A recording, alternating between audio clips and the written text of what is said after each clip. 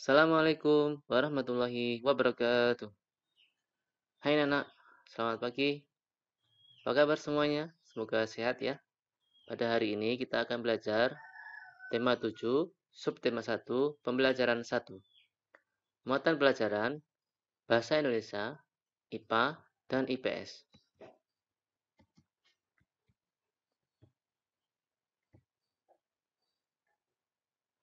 Tujuan pembelajaran kali ini, yang pertama, siswa dapat mengidentifikasi latar belakang kedatangan bangsa-bangsa Eropa di Indonesia secara benar. 2. Siswa dapat menggali informasi penting yang terdapat pada teks narasi sejarah yang disajikan secara lisan dan tulis. 3. Siswa dapat menjelaskan tentang sifat-sifat benda padat, cair, dan gas. 4. Dengan melakukan percobaan, siswa dapat menunjukkan perbedaan sifat wujud benda padat, cair, dan gas. Amatilah gambar berikut ini. Ini adalah gambar dari contoh beberapa rempah-rempah. Rempah-rempah begitu melimpah di bumi Indonesia sejak dahulu kala dan paling dicari oleh bangsa Barat. Contohnya ada secang, cengkeh, pala, kemiri, kayu manis, keluak, dan lain-lain. Apa manfaat rempah-rempah? Manfaat rempah-rempah bagi bangsa Barat adalah sebagai penyedap masakan, sebagai pengawet makanan, sebagai obat-obatan, dan sebagai penghangat tubuh. Rempah-rempah tidak dapat tumbuh di Eropa karena perbedaan kondisi alam. Rempah-rempah kebanyakan tumbuh di Indonesia.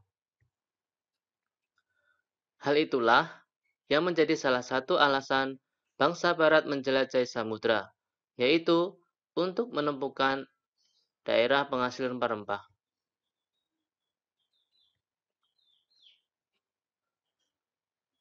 Faktor-faktor pendorong penjelajahan samudra antara lain sebagai berikut. Yang pertama, goal. Adanya keinginan mencari kekayaan. Kekayaan yang mereka cari terutama adalah rempah-rempah. Sekitar abad 15 di Eropa, harga rempah-rempah sangat mahal. Harga rempah-rempah semahal emas loh. Yang kedua, gospel. Adanya keinginan menyebarkan agama.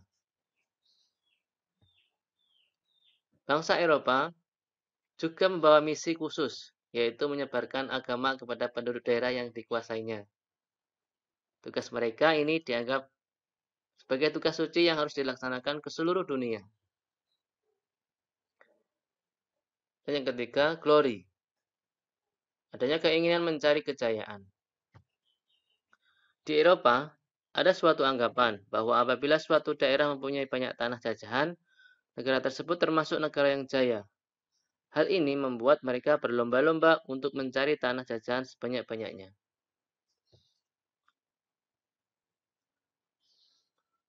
Faktor-faktor pendorong penjelajahan samudera antara lain sebagai berikut.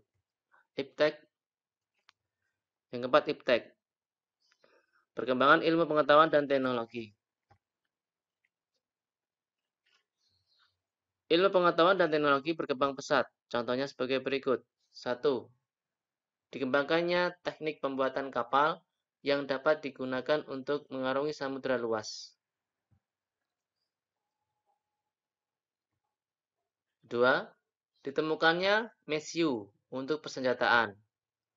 Senjata dapat digunakan untuk melindungi pelayaran dari ancaman bajak laut dan sebagainya. 3.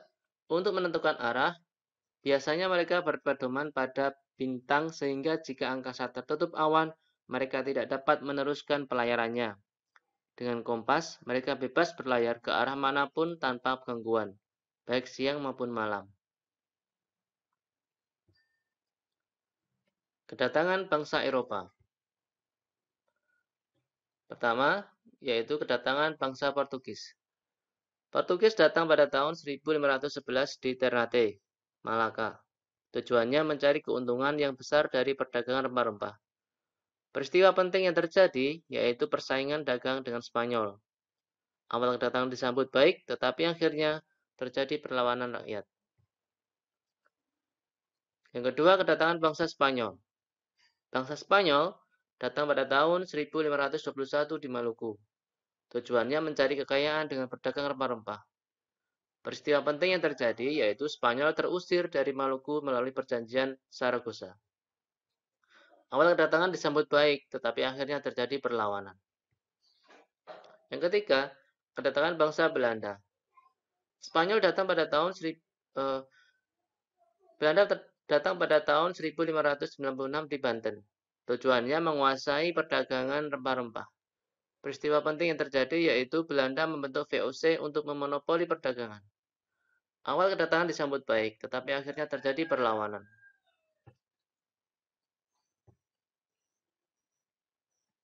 Amati gambar berikut. Ini adalah gambar cengkeh ya anak-anak ya. Cengkeh banyak tumbuh di Indonesia.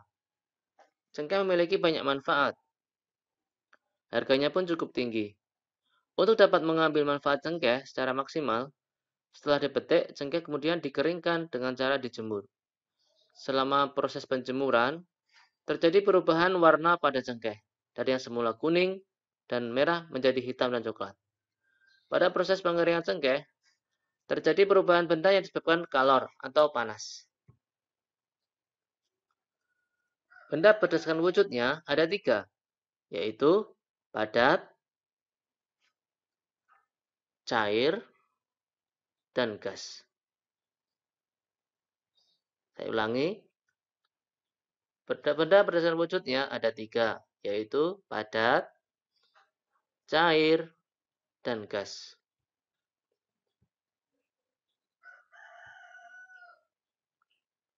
Apa saja sifat-sifat benda padat? Mari kita pelajari sifat-sifat benda padat berikut ini. 1. Memiliki bentuk dan volume yang tetap. 2. Dapat dipegang dan dipindahkan tanpa mengubah bentuk aslinya. 3. Bisa berubah bentuk jika mendapat perlakuan seperti diberi panas, diberi tekanan tinggi, dan diberi perlakuan fisik seperti menggunting, menekan, melipat, atau menyobek. Contoh, benda padat di sekitar kita, kursi. Ada lagi yaitu buku.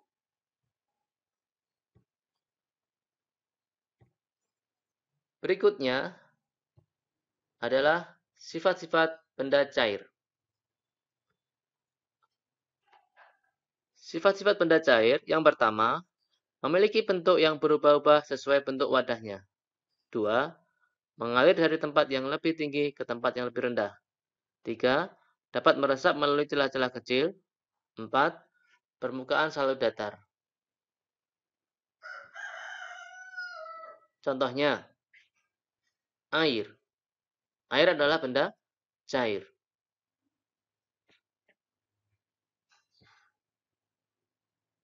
Minyak. Minyak juga benda cair.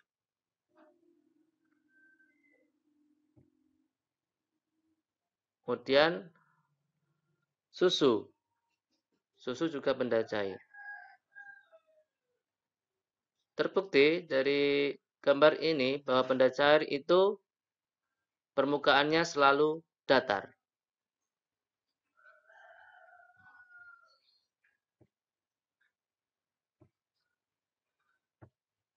Sifat benda yang ketiga yaitu benda gas. Yang pertama, sifatnya benda gas adalah memiliki bentuk yang tidak tetap, sesuai dengan bentuk wadahnya. Kedua, mengisi seluruh ruang yang ditempati. Yang ketiga, tidak dapat dilihat tetapi dapat dirasakan.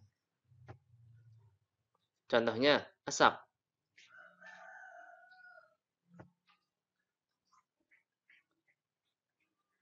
Gas dalam balon. Kemudian ada tabung gas.